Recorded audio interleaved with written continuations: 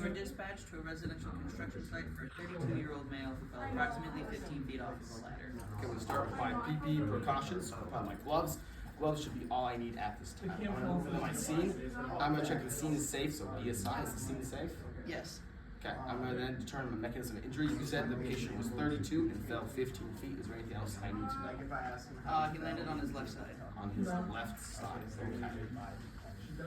I'm then going to determine my number of patients. You said there's a 32-year-old male. Are there any other patients I didn't see before? Nope, just the one. Okay, this time I'm going to consider calling additional ALS. Since he fell, I'm going to call additional ALS. Could be some broken bones, anything like that. We don't know quite yet. I always can't see anything. I'm then going to finally consider my C-spine. I am going to have my partner maintain C-spine until we get a C-collar on because they fell. It could be a damage. I'm then going to move into my general impression. So as I walk up, she told me there's a 32-year-old male. He fell 15 feet. You said it was on his left side. Is there anything else I need to know as I walk up? He is alert but grimacing in pain. Alert but grimacing in pain. What is his level of consciousness? You said he was alert. Is he responsive to me talking to him? Yep, he's responding appropriately. Okay. It seems like currently our chief complaint is he fell 15 feet and there's some form of injury to his left side. Now I'm moving to my ABCs, so I'm going to start with my airway.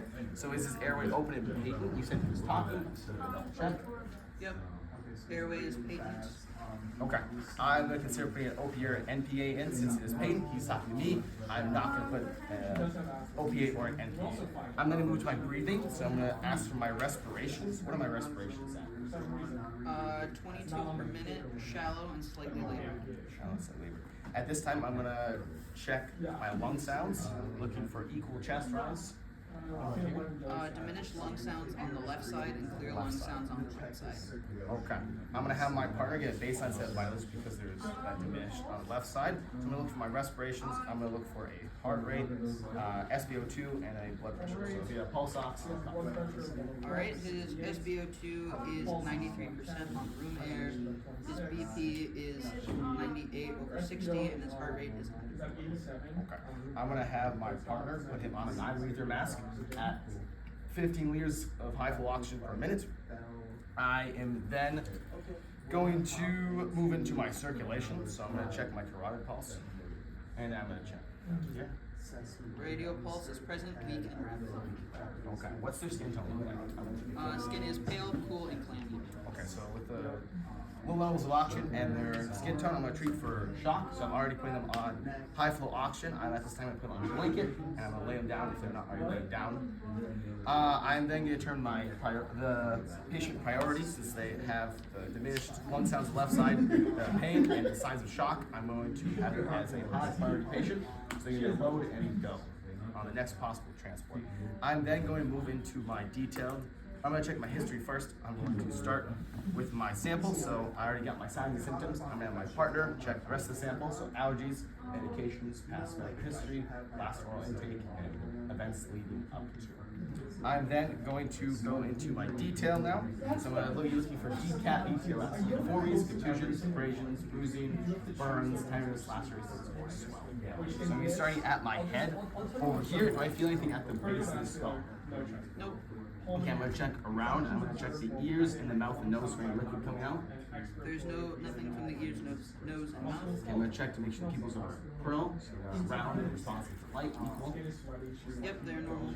Okay, I'm going to check the neck then for JVD, so jugular vein distension, or if the trachea is in line or not. No JVD and no tracheal deviation. Okay, I'm going to come around. I'm going to check the shoulders to make sure they're secure. Crunchy. Okay, I'm going to go into my chest and be careful of my left side. So I'm going to stay more on my right side. Is there anything on the chest I should see? I'm going to open up their shirt and expose them. Anything I see as I expose their shirt. No crepitus and no flared segments, but tender ribs. Okay, I'm going to check my abdomen. Same thing, being careful on my left side. I'm going to be palpating. Is there anything I feel or see? There's tenderness. Tenderness in the upper left quadrant. Okay. I'm going to move down to my pelvis. So I'm going to check to make sure it's secure. Is it secure as I lightly push on it? Yep. I'm going to check my genital area. Is there anything here I should see? Nope. Okay, I'm going to move down to my legs and check my thighs up here. Anything I see on either side? Left thigh has swelling and bruising. Okay. palpable deformity to Femur. Okay. I'm gonna move down to my legs. Do I see anything on either side? My legs. I'm gonna check my feet. I'm also gonna check CMS. So I'm gonna check pulse, movement. Move your feet. Feel this. normal on the right, reduced in the left. Okay. I'm then gonna move up to my chest. I'm gonna roll them over slightly on their left side. Be careful of that possible injury or break on the left leg and the left side. I'm gonna check their back. You can't see on their back.